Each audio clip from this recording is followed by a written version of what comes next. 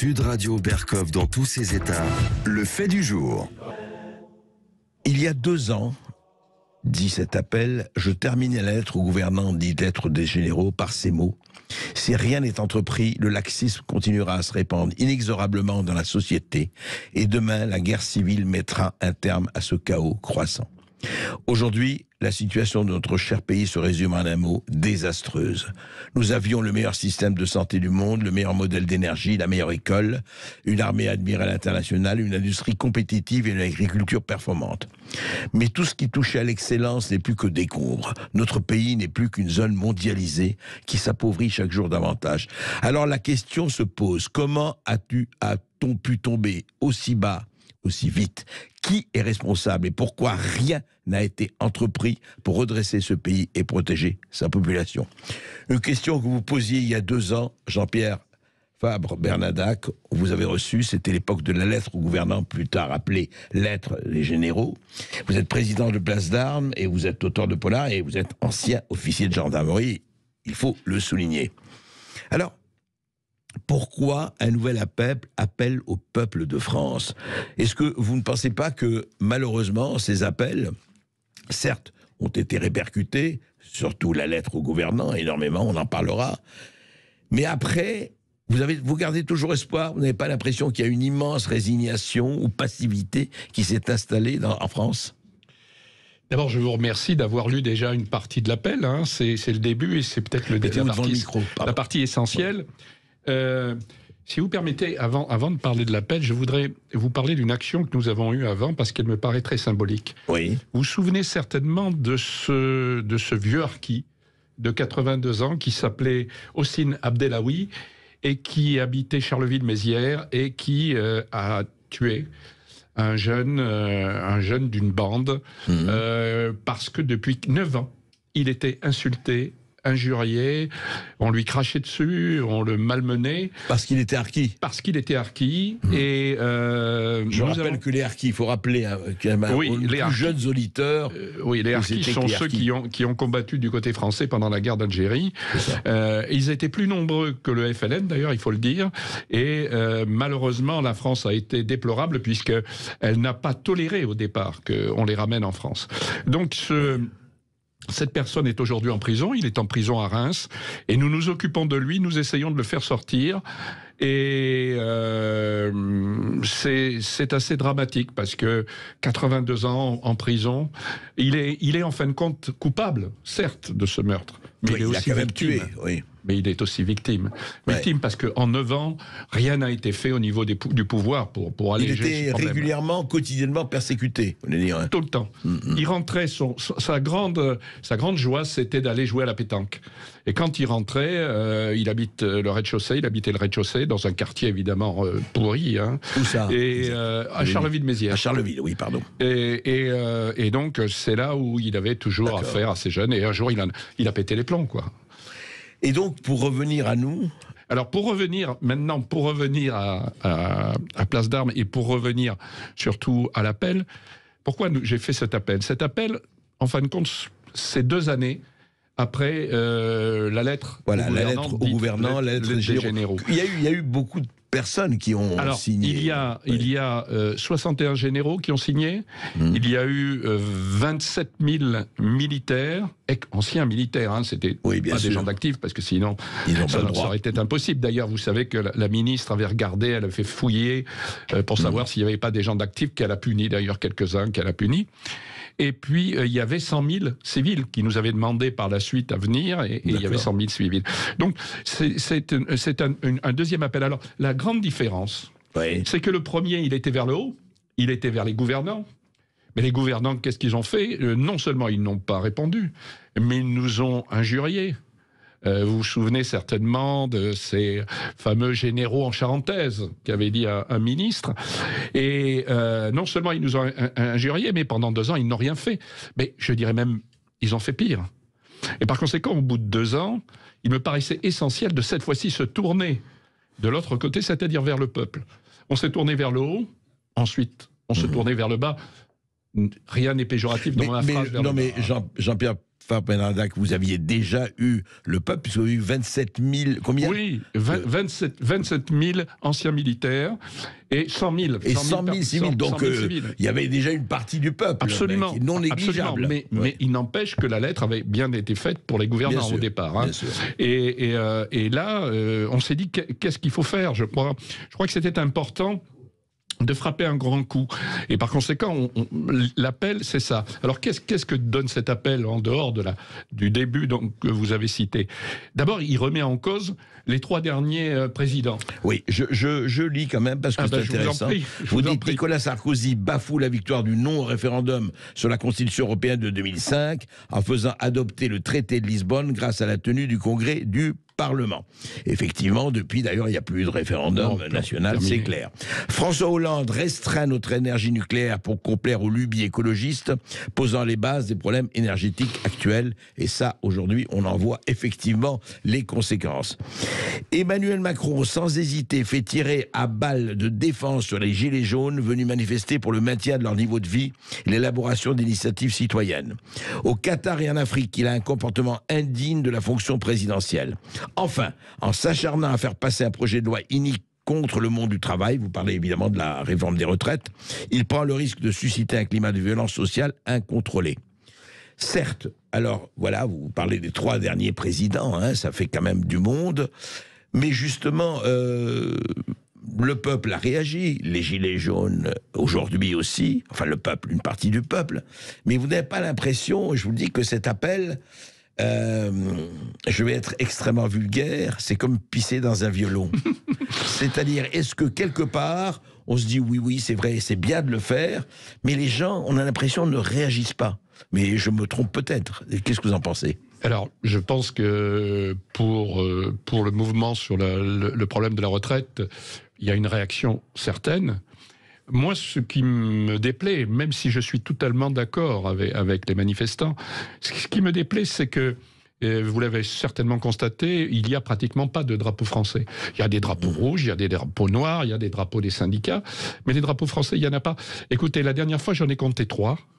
Et il y avait plus de drapeaux palestiniens qu'il n'y avait de drapeaux français. Dans une manifestation ou à Paris ou ailleurs ? À Paris, oui. Je parle à Paris. Donc, alors vous avez raison, parce qu'en province, c'est pas le cas. Et là, on voit tout de suite, d'ailleurs, le rapport avec les Gilets jaunes. Les Gilets jaunes, c'était les ronds-points. C'était le monde de la ruralité. Et c'est pour ça, on dit souvent, mais c'est bizarre, il y a énormément de manifestations, ça marche très bien au niveau régional. Mais évidemment, ce sont les anciens Gilets jaunes qui sont là et qui descendent. Alors ces gens-là, certes, il y a plus de drapeaux, mais à Paris, il n'y en a pratiquement pas. Et donc moi, j'en ai un peu marre, parce qu'il y a une autre opposition que celle de cette ultra-gauche qu'on voit souvent dans la rue, qu'on voit pratiquement dans la rue. Il y en a beaucoup d'ultra-gauche, même s'il y a des gens de gauche, hein, mais beaucoup d'ultra-gauche. Et c'est des gens qui, eux, ont envie de sortir, de montrer leur ras-le-bol, de montrer aussi leur ras-le-bol social, mais leur ras-le-bol patriotique. Il y avait beaucoup de Français qui n'étaient pas ni ultra-gauche, ni ultra-droite. Exactement. Et c'est pour ça que dans cet appel, en fin de compte, cet appel préfigure une manifestation que nous allons organiser. Tous les ans, nous organisons depuis l'année dernière une marche, et cette année nous allons organiser une marche avec une date symbolique qui va faire beaucoup jaser, qui est le 13 mai. Et le 13 mai, rapport à la guerre d'Algérie. Alors, 13 mai, ça n'a pas un rapport, parce qu'en même temps, c'est mon anniversaire, vous voyez. Ah, d'accord. Mais c'est plutôt ça, alors. Ouais, je dirais plutôt ça. Mais le 13 mai est intéressant sur un point. Et ça, personne ne peut le dire, c'est que le 13 mai, certes, a été un espèce de coup d'État, mais en même temps un coup d'État qui a réussi, qui nous a amené à la Ve République. La Ve République est due à ce phénomène du 13 mai, dans lequel 13 mai 58. 13 mai 58 exactement, dans lequel l'armée a joué un petit rôle là-dessus. Et ça se passait en Algérie. Donc l'idée, c'est de lancer, à travers cet appel, de lancer cette grande manifestation. Et pour ça, j'ai décidé une chose, j'en ai un peu marre de voir tous les partis politiques patriotes, hein, je mets patriotes, ça va des républicains, ça va de certaines personnes de gauche, hein, Michel Onfray ou d'autres, et ça va évidemment... les souverainistes, de droite ou de gauche, voilà, etc. Je m'en fiche complètement, pour moi c'est la patrie qui compte. Et vous dites, j'en avais un peu ras-le-bol, alors qu'est-ce que j'ai fait? Qu'est-ce qu'on va faire? On va écrire à tous ces gens-là, et on va leur dire, écoutez, on fait une manifestation. Pourquoi nous? Parce que nous, on n'est pas électoralistes. Nous, on prétend à rien. Moi, je veux pas être député. Personne chez nous ne veut être député ou autre. Donc, on a une possibilité que vous acceptiez, alors que c'est évident que si, imaginons, hein, je prends un exemple, Zemmour avait fait une manifestation, Marine n'aurait pas accepté, et vice-versa. Oui, c'est ça. Nous, on est là. Et nous, on est prêt à être devant, avec nos drapeaux, avec nos décorations, et...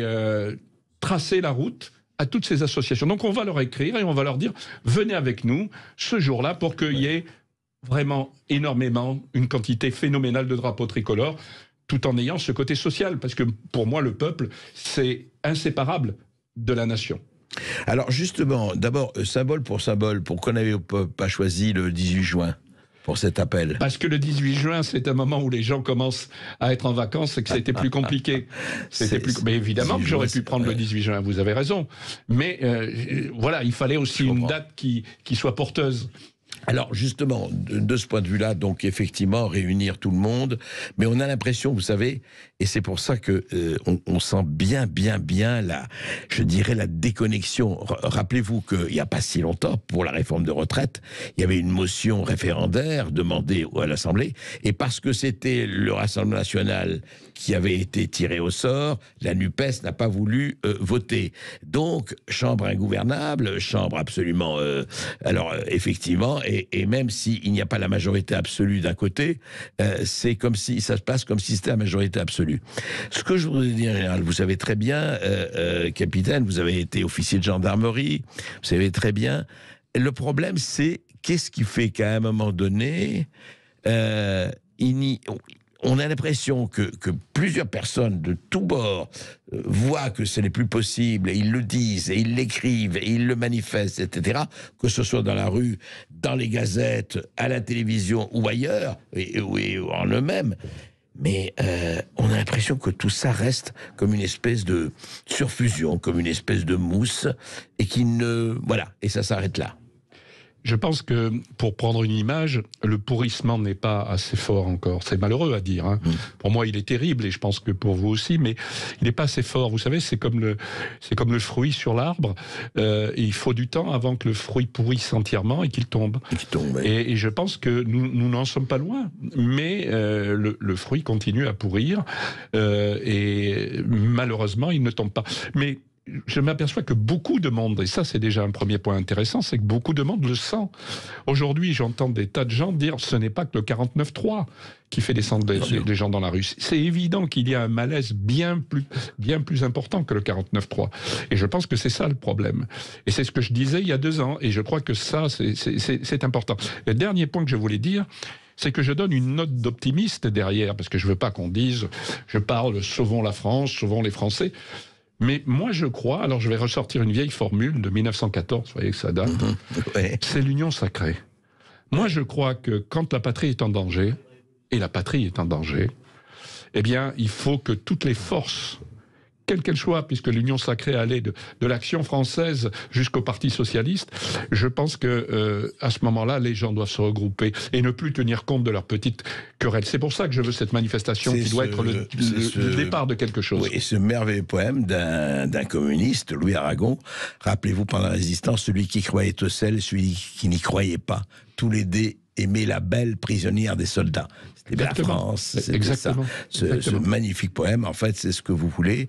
Dernière chose, je voudrais vous poser une question personnelle, aux militaires que vous êtes, que vous avez été, que vous êtes toujours. Est-ce que vous pensez qu'à un moment donné, il est important, évidemment, que l'armée reste la grande muette, ou quand même qu'elle puisse s'exprimer? Je dis bien s'exprimer, je ne dis pas dériver, je ne dis pas faire des factions, bien sûr, mais je parle de l'expression. Est-ce que ça vous paraît, pour vous, une bonne chose, ou qu'elle reste effectivement, je parle pour l'active, bien sûr, dans une interdiction absolue de s'exprimer publiquement? Alors vous savez, le général Lecointre, quand il était chef d'état-major, a dit que l'armée pouvait s'exprimer. Évidemment, il n'a pas parlé dans le cadre politique. Mais il demandait à ce que les cadres, officiers, sous-officiers s'expriment. Donc je pense qu'il y a une liberté de parole qui est un peu plus vraie. Alors maintenant, cette liberté de parole, elle a, si vous voulez, une fin. Mais moi, j'ai envie de dire à un certain nombre de militaires, écoutez, moi je trouve que ce qui m'a choqué, je vais vous dire, c'est pas simplement des paroles, c'est cette espèce de notion d'indignité du président de la République. Quand il est au Qatar et qu'il a cette attitude, quand il est à Kinshasa et qu'il a cette attitude, comment voulez-vous que des militaires puissent être punis pour des faits mineurs, quand lui-même se permet un certain nombre de choses. Hein. Vous savez, je donne cet exemple parce qu'il me paraît amusant. Il y avait le film qui s'appelait Le Transporteur. Il y avait un film qui s'appelait le Triporteur.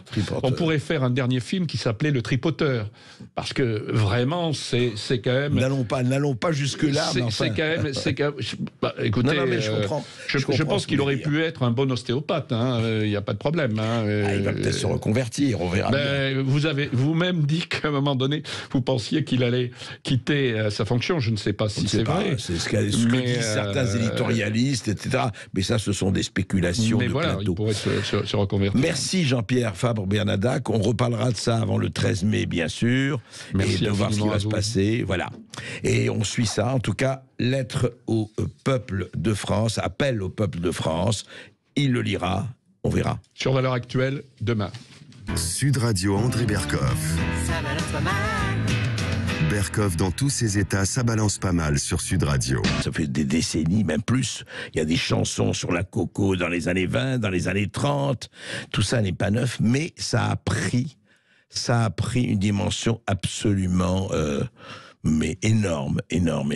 Et on va en parler avec Pierre-Marie Sève, le directeur de l'Institut pour la justice. Bonjour Pierre-Marie Sève. Bonjour André Berkoff. Alors, vous avez écrit un article là, tout récemment dans le Figaro, et puis vous en parlez, et vous dites ceci. Vous dites la cocaïne passant au seul port d'Anvers en Belgique, générerait 50 milliards d'euros, soit l'équivalent de 10% du PIB belge. C'est hallucinant ça. Oui, absolument. Vous l'avez dit un petit peu dans votre introduction, la cocaïne, dans l'imaginaire collectif, ce sont les années 70-80 à Miami, et puis ça s'arrête là. Et en fait, les saisies dans le port d'Anvers, là en 2022, ont encore battu un record historique, sans précédent.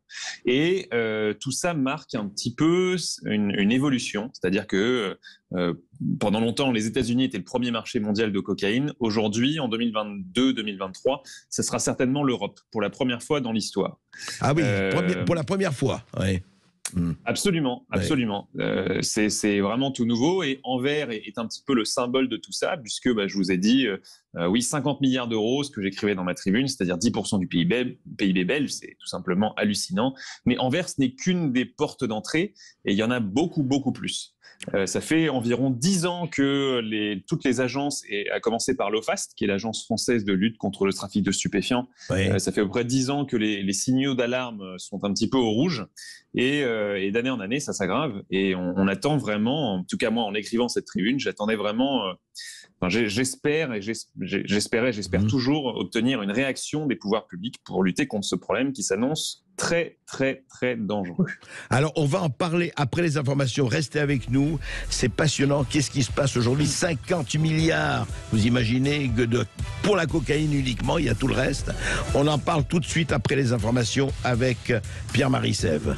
Restez bien avec nous pour cet entretien avec Pierre-Marie Sève sur comment le tsunami de cocaïne qui déferle sur l'Europe met en péril les démocraties et le face-à-face. Tout de suite après avec Xavier Moreau, historien, analyste politico-stratégique, directeur du site Stratpol. Vous nous appelez au 0826 300 300 pour participer à l'émission. À tout de suite. Français parle au français. Les carottes sont cuites. Les carottes sont cuites. Sud Radio, Berkoff dans tous ses états. Je suis venu te dire que je m'en vais. Et tes larmes n'y pourront rien changer. Et ça s'est passé ce matin. L'intersyndicale est venue dire à Elisabeth Born to be Alive, et ben voilà, on t'a vu, tu veux pas retirer la chose, eh ben on s'en va. Mais j'espère que Elisabeth Borne tiendra le coup et qu'on n'entendra pas ses larmes, vraiment, parce que je voudrais que ça continue, tout ça. Mais c'est mal barré. Eh bien, Pierre-Marie, vous voyez, là, on n'était pas dans les gars de la narine, on n'était pas dans le savant cosinus, on n'était pas dans la bataille du rail. Pierre-Marie Sève, c'est assez terrifiant. On a envie de ricaner, mais franchement, vous donnez des chiffres, Pierre-Marie Sève. En France, en 2000, il y a 22 ans, consommatrice régulière de cocaïne, la population, 0,3%.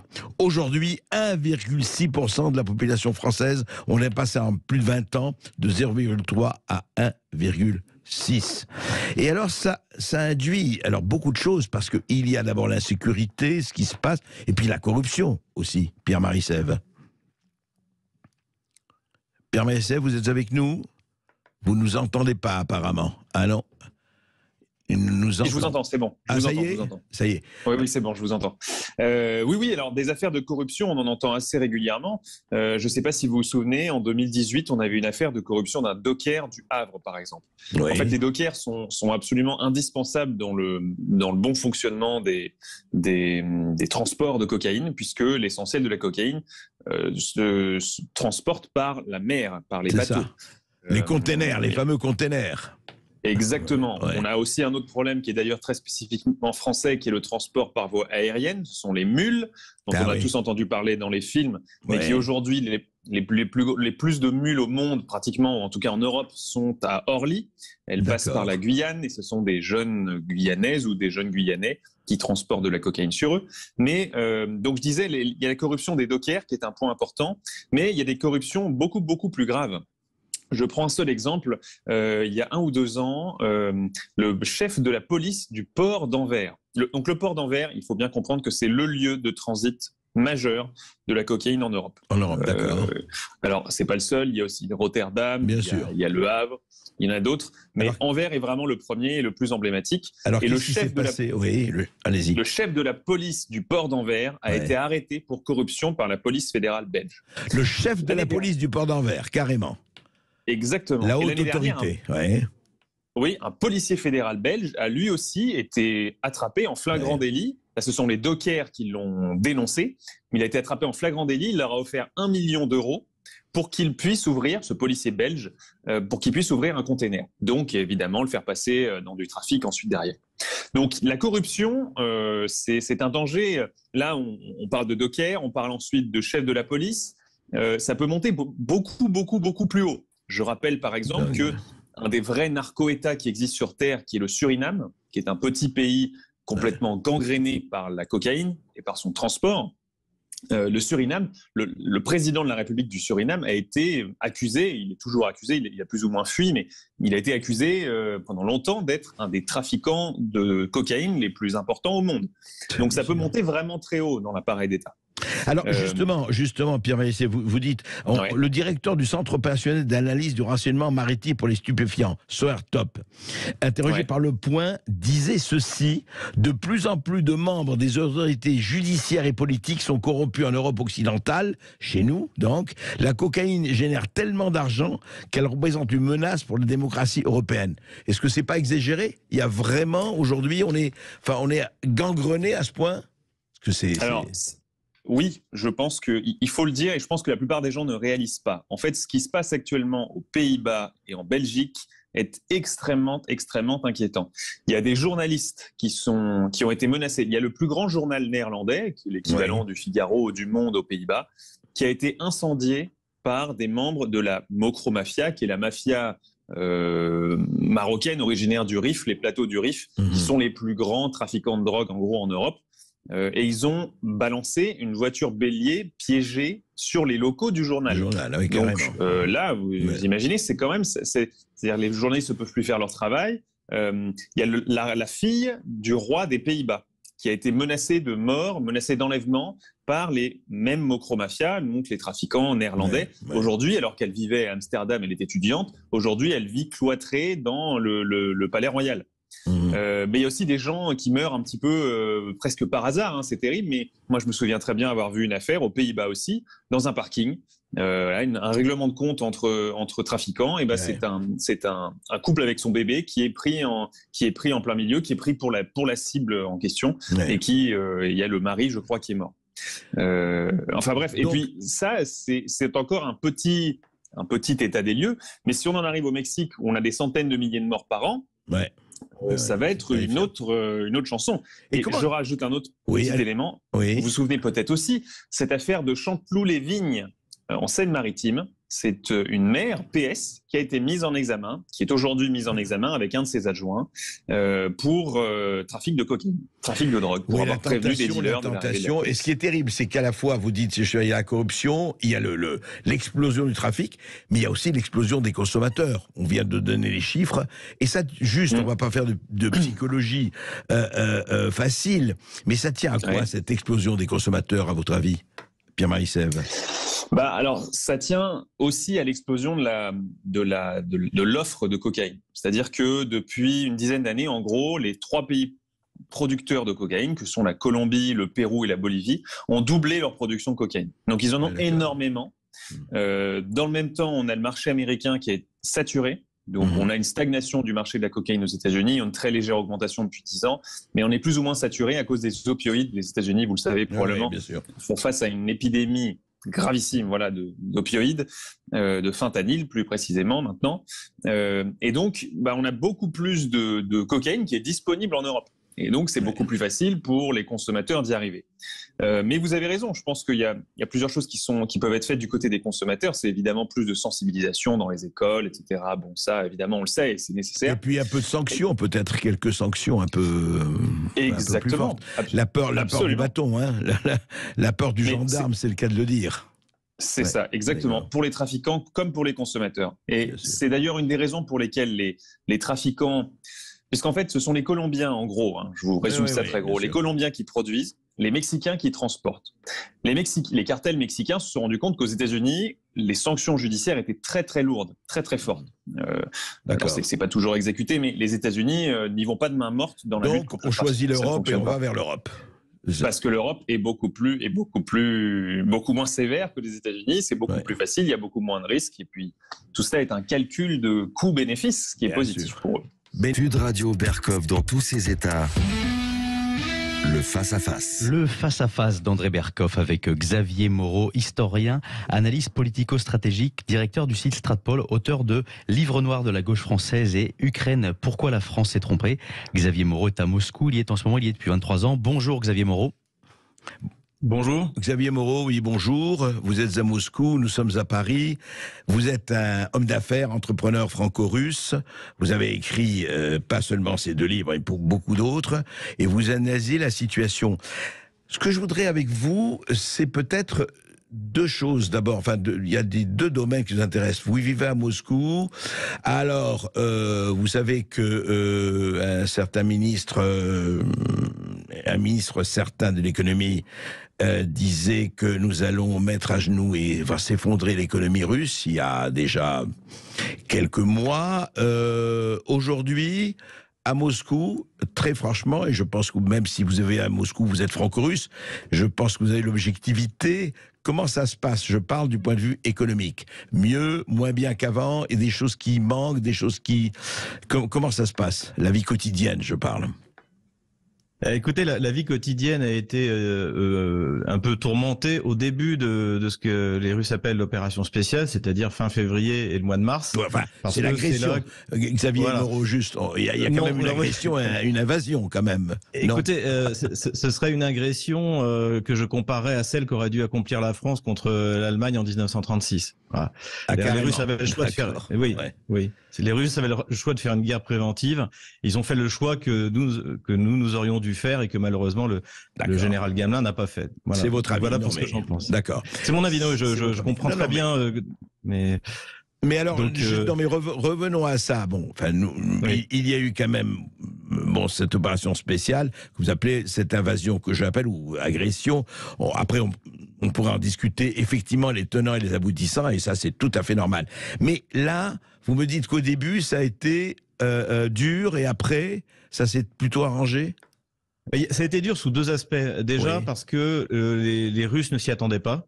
Donc il y a eu une espèce de stupeur en fait.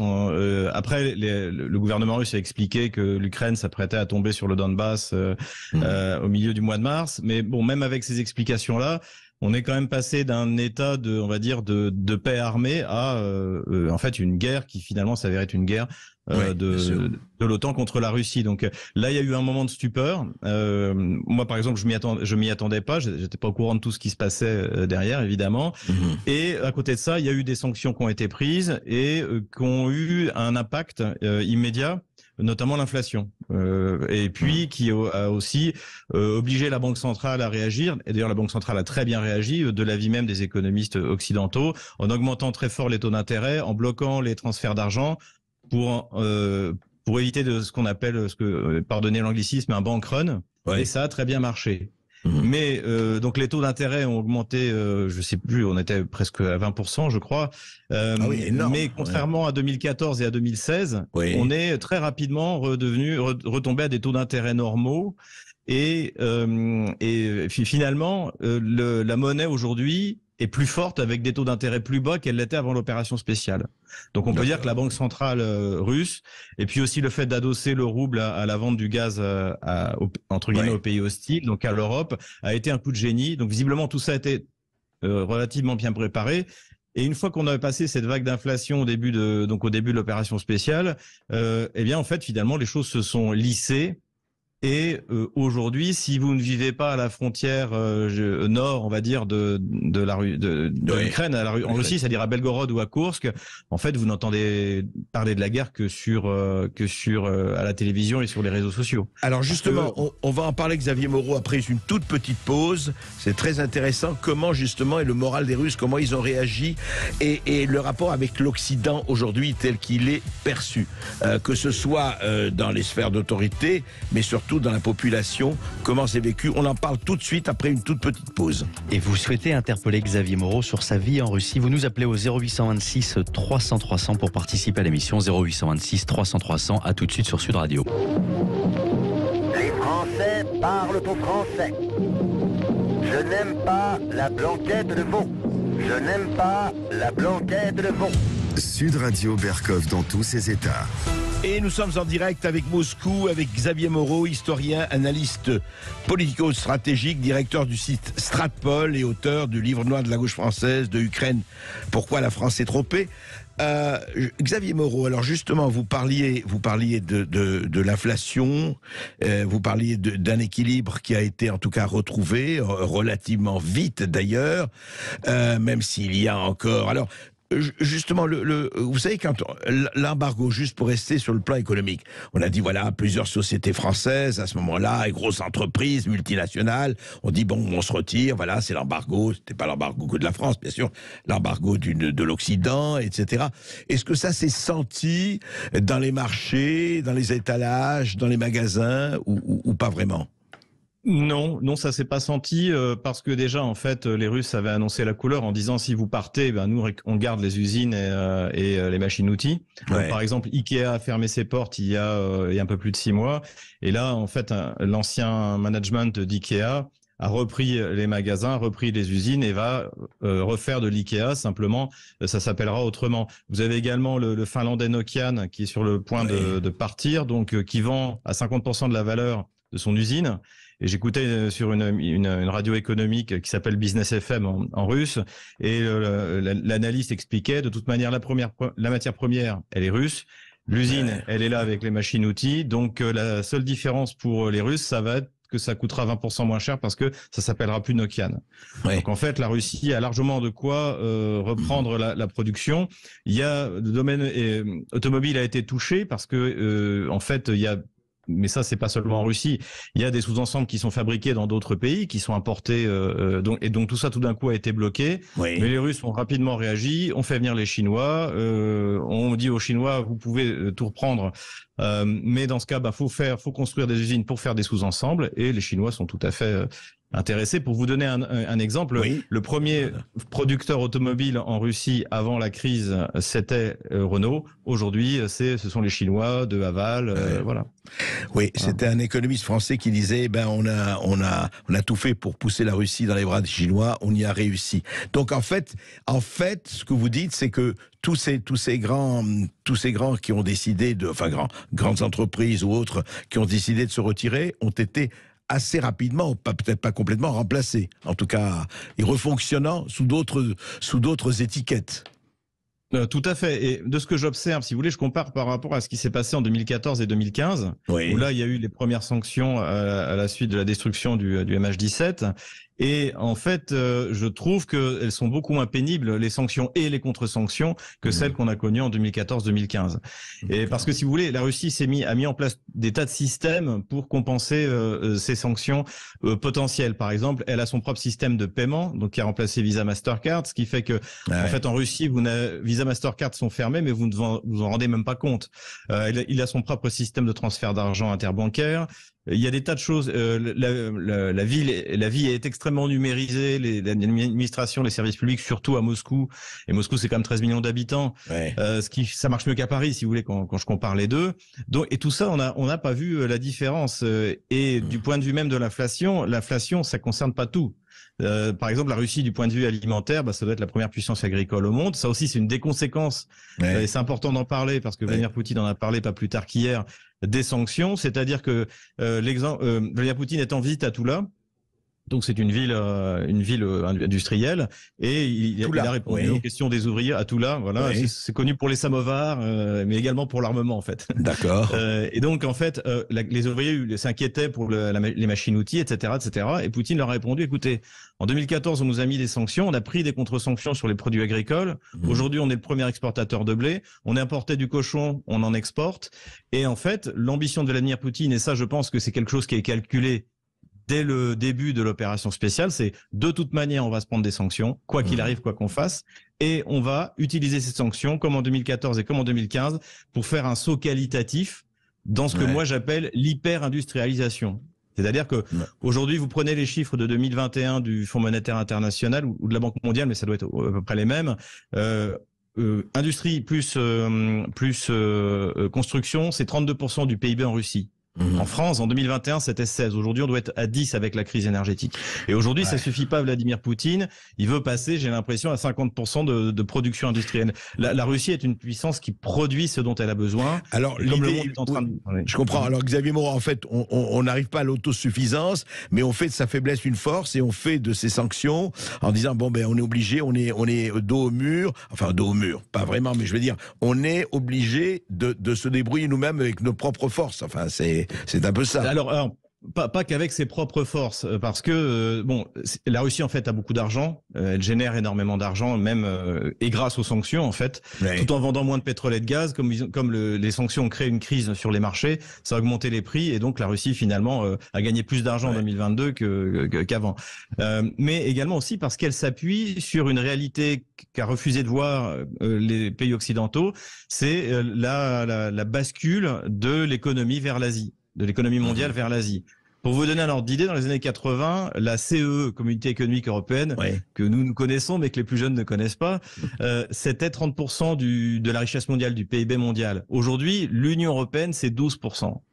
Et donc la Russie, à 12%, et ça, la Russie l'a compris, la Chine l'a compris. Il y a des tas de structures qui sont mises en place ces 10 dernières années, notamment les fameux BRICS avec leur banque de développement. Et donc petit à petit, en plus, des systèmes de transfert d'argent en direct ont été mis en place. Donc, vous savez, on parle du SWIFT en fait, donc qui est un système de transfert interbancaire. Les Russes ont créé leur propre système, je l'ai dit. Des banques étrangères sont connectées. Les Chinois ont créé le CIPS qui également sont connectés. Ils viennent de se connecter avec le Brésil il y a quelques jours. C'était la question que je voulais vous reposer sur le monde multipolaire qui est en train d'arriver avec effectivement la dédollarisation, en tout cas la tentative de dollarisation. On va en parler, Xavier Moreau, tout de suite après cette petite pause. À tout de suite. Et vous avez la parole sur Sud Radio 0826 300 300 pour interpeller Xavier Moreau, avoir son analyse, son ressentiment sur place à Moscou. Vous nous appelez 0826 300 300. À tout de suite sur Sud Radio.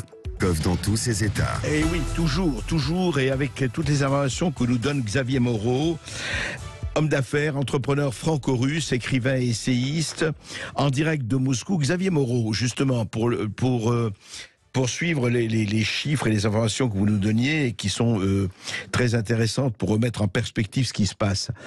Quand Xi Jinping, le numéro 1 chinois, est venu il n'y a pas si longtemps, il y a quelques jours, à Moscou, en quittant Vladimir Poutine, il lui a dit cette phrase très à la chinoise, mais quand même, il dit, vous voyez, ce qu'on vit actuellement, c'est la première fois depuis 100 ans que l'on vit un tel bouleversement.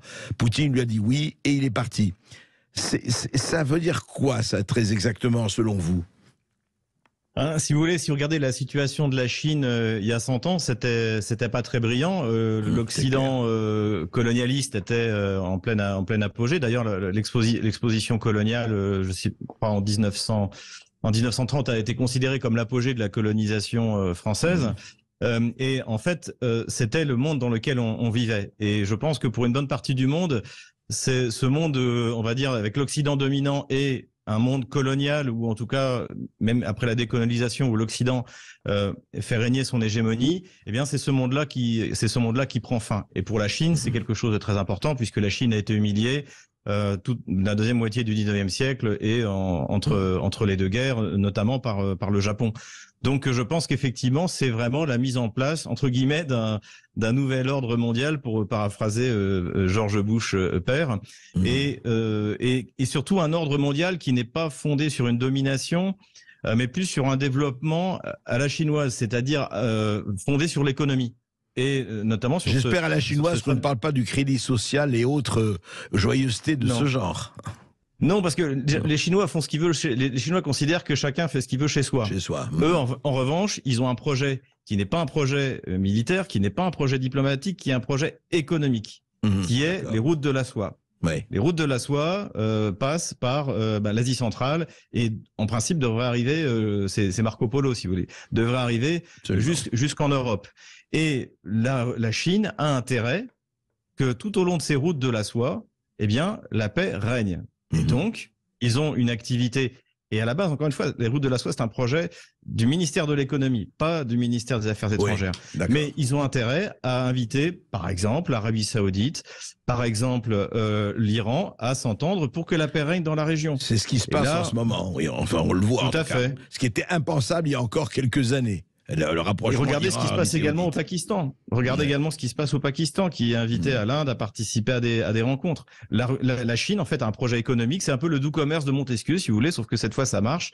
C'est-à-dire de faire une ligne de commerce où tout au long de cette ligne, tout cela soit plus ou moins calme. Et dans ce cadre-là, d'ailleurs, la Russie prend sa place, puisque au long de cette route de la soie, donc qui va d'est en ouest, vous avez un axe qu'on appelle l'axe de transport de la Caspienne, qui part de la Volga en Russie, qui descend jusqu'en Iran, et la Russie et la Chine aussi veut utiliser cet axe. La Chine veut aussi utiliser ce qu'on appelle la route maritime du Nord, qui passe en Arctique grâce en partie au réchauffement climatique à cet endroit-là, et la Russie qui se dote d'une toute une flotte de tankers ou de transporteurs brise-glace qui vont pouvoir utiliser cet axe, donc qui fait gagner des millions de dollars.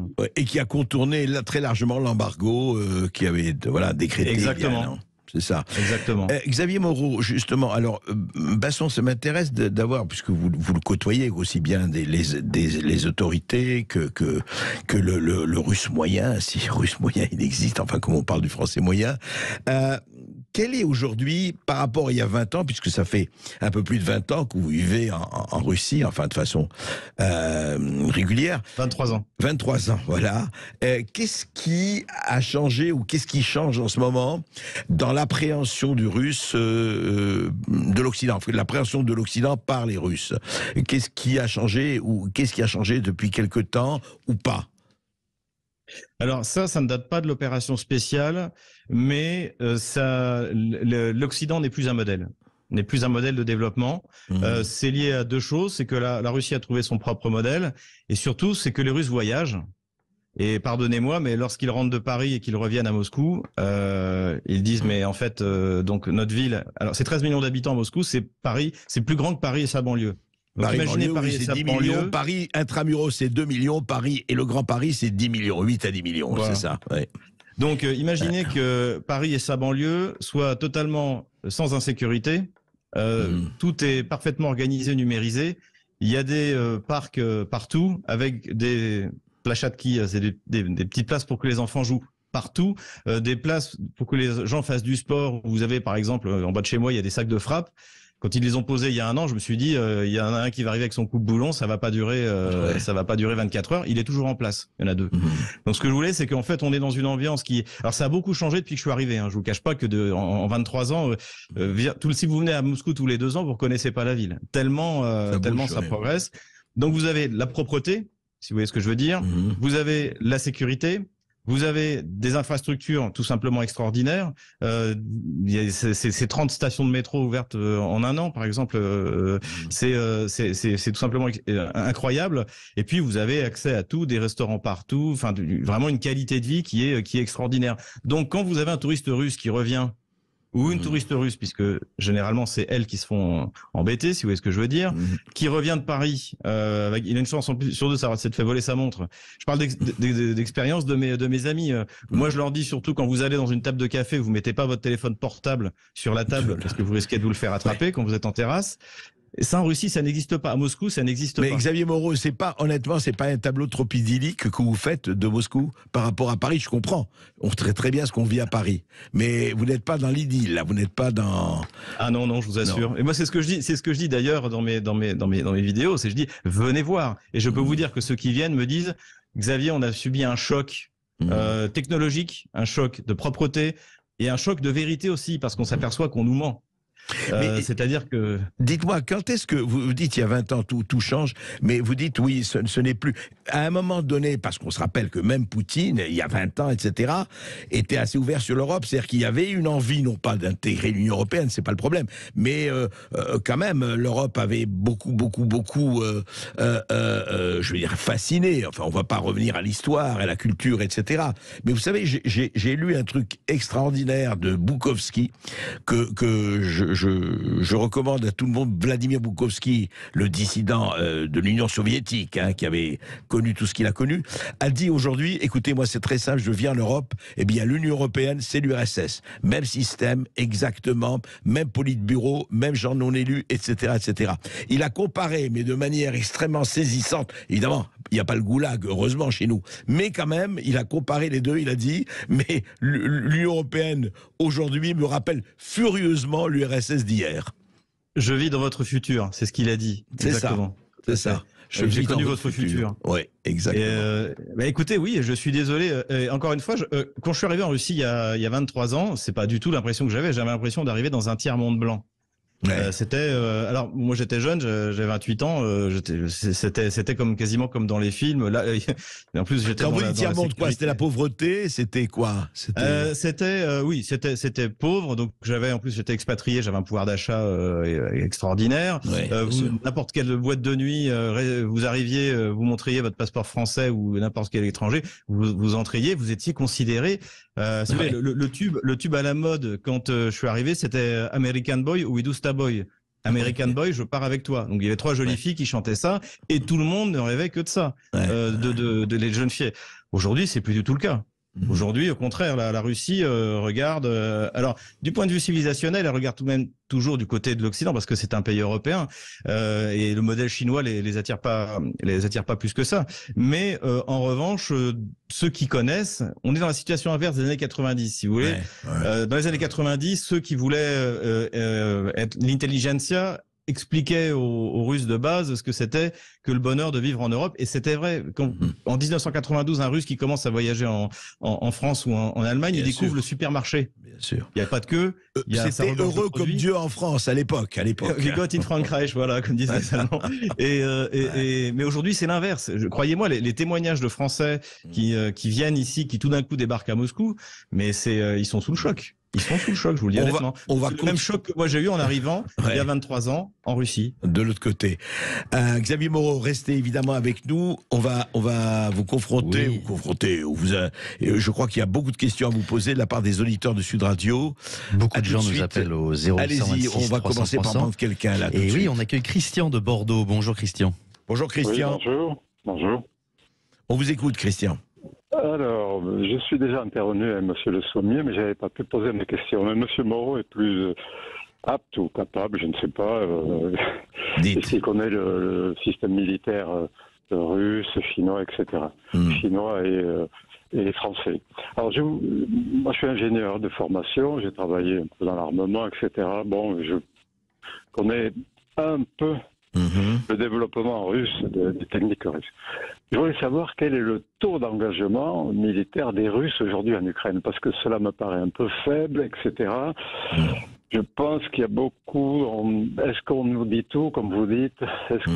Alors j'aimerais m'adresser à M. Moreau, que j'apprécie beaucoup, parce que je l'écoute, et je regarde son site, Stratpol, etc. D'accord. Voilà. Alors vous posez la question, justement, on a bien entendu Christian. Xavier Moreau, alors le niveau d'engagement des Russes en Ukraine, demande Christian, il paraît un peu, effectivement, à nous aussi, il paraît un peu, faible, ça ne veut rien dire par rapport à quoi, mais voilà. Il est largement supérieur à celui d'il y a un an. Il faut bien se rendre compte qu'il y a un an, lorsque les Russes sont rentrés, ils sont rentrés 1 contre 3. Je pense que c'est la première fois dans l'histoire de l'humanité que un pays en attaque un autre dans un rapport où il est largement en infériorité numérique. Aujourd'hui, ils ont mobilisé, donc je pense qu'il y a 500 000 hommes à peu près du côté russe. Et l'armée russe, c'est 1 million d'hommes, en comptant les mobilisés, et ils doivent passer 1,5 million dans les années qui viennent. Je pense que ce sera assez rapidement atteint. Donc voilà, ça vous donne un ordre d'idée. Ce qu'on peut tout de même dire, c'est que l'essentiel ce qu'on appelle en Russie les contrats KNIKI, c'est-à-dire les militaires sous contrat, comme ce que nous on a en France, on a une armée uniquement de contrats KNIKI. Armée de métier. Voilà, ils sont tous engagés dans l'affaire Ukraine, enfin quasiment tous. Donc c'est quand même, ça mobilise quand même des forces importantes. Et du point de vue de l'équipement, là on a assisté à quelque chose d'intéressant, c'est que contrairement à ce qu'on peut entendre sur certains plateaux télé, l'armement qui arrive aujourd'hui côté russe est plus moderne que celui qu'ils ont engagé il y a un an. Parce que des programmes d'équipement, par exemple des derniers modèles, je ne vais pas rentrer dans les détails, mais du T90M ProRiv, qui devait équiper progressivement l'armée russe, et bien en fait maintenant sont fabriqués 24 heures sur 24. C'est pareil pour les munitions, c'est pareil pour les missiles, c'est pareil. Donc en fait, ce qu'on voit au contraire quand on regarde un peu le matériel qui est déployé, c'est que l'armée russe qui se met aujourd'hui en place face à ce que j'appelle l'armée otano-kievienne est plus puissante, non seulement en nombre, mais également en équipement qu'elle ne l'était il y a un an. Christian, vous voulez poser une... rapidement? Oui. On a déjà parlé de ça. Tout le monde souhaite la paix. Moi, je crois qu'il faut créer la zone tampon et arrêter un peu d'insulter un peu les pays comme ça, etc., par différents moyens. Et on se met, comme je l'ai dit l'autre fois, on se met jamais en colère volontairement. Il y a toujours l'effet déclencheur qui fait, on se met en colère parce qu'on a été un peu titillé, agressé. Voilà. Merci Christian, merci Monsieur Moreau. Et merci Christian. Christian, restez bien avec nous, on revient tout de suite. Vous continuez de nous appeler au 0826 300 300. On ira au Bagne accueillir Franck. À tout de suite sur Sud Radio. Ici Sud Radio. Les Français parlent au français. Je n'aime pas la blanquette de veau. Je n'aime pas la blanquette de veau. Sud Radio Berkov dans tous ses états. Vous êtes bien sur Sud Radio dans le face-à-face d'André Berkov et vous avez la parole au 0826 300 300. On accueille Franck d'Aubagne. Bonjour Franck. Bonjour Franck. Bonjour. On vous écoute. Oui, alors, puisqu'on parlait de commerce, moi j'ai une question pour M. Moreau. Est-ce que cette guerre qui a lieu en Ukraine, c'est pas tout simplement une histoire de gros sous, encore une fois? Parce qu'on sait parfaitement que quand les Américains vont faire la guerre quelque part, c'est parce qu'il y a de l'argent à gagner. Mais de la même façon, est-ce que les Russes qui influencent Vladimir Poutine en coulisses n'ont pas de gros intérêts financiers à ce que la Russie récupère l'Ukraine dans son giron. On voit par exemple avec les mines de sel de Soledar, le charbon du Donbass, toutes les ressources halieutiques de la mer d'Azov, et j'en passe, sans parler des terres agricoles, etc. Donc en résumé, est-ce que la Russie veut pas reprendre, ou les oligarques russes ne veulent pas reprendre ce que les oligarques américains leur ont pris en 2014 ? Xavier Moreau. Alors déjà, juste une précision, il n'y a pas d'oligarques en Russie en fait, il y a des milliardaires, mais ils n'ont aucun pouvoir politique. C'est exactement le contraire de ce qu'on voit en Ukraine et d'ailleurs pour partie aux États-Unis. Donc il y a pas d'oligarques. Donc c'est pas les oligarques qui décident de là où va l'armée russe. Et pourquoi elle y va ensuite. La partie de l'Ukraine qui sera récupérée par la Russie à la fin du conflit, ça va lui coûter très cher. Il y a qu'à voir en Crimée. C'est la Russie, un peu pour en faire une vitrine d'ailleurs à mon avis pour le reste des territoires du sud-est de l'Ukraine qui sont considérés comme des territoires russes à 100%. Les Russes y ont investi énormément. L'aspect le plus visible c'est le pont de Crimée, mais il y a des routes, tout a été construit. D'ailleurs vous demandez aux Criméens, ils ont jamais en 25 ans la Crimée a été laissée telle qu'elle les soviétiques l'avaient laissée et là maintenant c'est quelque chose de magnifique. La ville de Mariupol est en train d'être construite à une vitesse. J'ai des amis russes qui sont dans le bâtiment, ils me disent on n'a jamais vu des choses comme ça. Donc ça va coûter très cher à la Russie. Je ne suis pas certain que toute cette partie industrielle puisse repartir, puisque précisément l'armée kievienne a construit ces lignes de défense en plein milieu des villes, des usines, des villages. C'est pour ça bien aussi qu'on comprenne ça. C'est pas la ligne Maginot qui était dans la nature. C'est vraiment délibérément construit au milieu des villes et des villages, et donc il y a des industries qui pourront pas repartir. Donc je pense surtout que pour les 15 prochaines années, ça va coûter très cher à la Russie de reconstruire ce qui a été... ce que dit juste Xavier Moreau, ce que dit Franck, quand même, il y a... vous les appelez, on peut les appeler oligarques, on peut les appeler milliardaires, mais chacun peut trouver aussi son compte dans les entreprises de reconstruction, etc. Et puis ce qu'il parlait sur les sous-sols, Donbass et ça, il y a ce qui est... Chacun, personne n'est angélique dans cette histoire. Vous avez raison. Aujourd'hui, si vous voyez ce qui a été fait du côté de la partie qui était contrôlée par les forces pro-russes depuis 2014-2015, ils ont tout simplement nationalisé les mines, tout ce qui appartenait précisément à des oligarques comme Akhmetov, le plus puissant d'entre eux, qui contrôlait notamment la ville de Mariupol. Tout ça est nationalisé. Après, si vous regardez la manière dont il y a eu quelques privatisations qui ont été faites sous Vladimir Poutine, les entreprises, elles étaient vendues au prix qu'elles coûtaient. Donc c'est pas ce qu'on a connu dans les années 90 en Ukraine ou en Russie où tout ça était bradé. Ensuite, il est vrai, c'est une des conséquences des sanctions, c'est que comme les Occidentaux ont sanctionné tous les Russes, y compris ceux qui étaient hostiles à Vladimir Poutine. Donc tout d'un coup, vous avez énormément d'argent qui reviennent en Russie. Et moi, je peux vous dire, puisque notamment, je vois très bien les signaux sur les marchés. En fait, il y a énormément de Russes milliardaires qui sont en train de chercher les entreprises occidentales qui sont prêts à partir et à vendre à moitié prix. Donc, évidemment, je pense que les acteurs privés vont aller essayer de récupérer, mais avant de gagner de l'argent avec, il y aura énormément d'investissements à reconstruire. Oui. Merci. Merci beaucoup, Franck. Et on va à Narbonne avec Cynthia. Bonjour, Cynthia. Oui, bonjour, Cynthia. Bonjour à tous. Ça me fait plaisir de vous voir. Dobry dzień, Xavier. Dobry dzień. Je suis la présidente de l'association russophone de Narbonne, en fait. Voilà. Et donc, tout à l'heure, vous avez parlé... j'ai allumé la radio, comme souvent, j'ai allé toujours bloquer sur Sud Radio, donc j'allume et je vous entends. Et ça m'a fait plaisir parce que vous avez dit une chose très, très vraie tout à l'heure, enfin, une chose très vraie a été dite, c'est que la France, l'Europe se soviétise. Alors, nous, on l'a remarqué, comme je l'ai dit tout à l'heure, j'en parlais avec le Standard, je disais que souvent, j'ai remarqué aujourd'hui, et depuis, j'habitais avant en banlieue parisienne, et c'est là où, on va dire, c'est un petit peu là à chaque fois où on arrive à voir ce qui va se passer plus tard en France. C'est-à-dire que en banlieue parisienne, il y a déjà 20 ans, la France se soviétisait. C'était déjà la croix et la bannière pour se chercher un médecin, un dentiste, un ophtalmo ou quoi que ce soit, c'était déjà très difficile. Ça devenait déjà un petit peu l'Union soviétique que moi, enfin, que j'ai pas connue, mais j'ai connu l'après-Union soviétique. Je suis allée en 95 pour mes 15 ans. À l'époque, voilà, pour mon premier voyage scolaire, j'y suis allée faire un échange scolaire où j'ai rencontré mon mari, d'ailleurs, mon futur mari. Et à l'époque, les gens, ils vivaient encore avec les petits kiosques, sans les supermarchés. On descendait dans la rue, on allait chercher, voilà. Ils vivaient avec autre chose et ils avaient gardé cette authenticité, par contre, qu'on a perdue en France. Cynthia, allez-y, mais oui, mais... Là, je voulais juste vous partager tout ça et vous dire simplement le fait qu'aujourd'hui, on parle essentiellement de l'économie et tout ça. Je pense aussi qu'aujourd'hui, la Russie essaye de se battre pour des valeurs.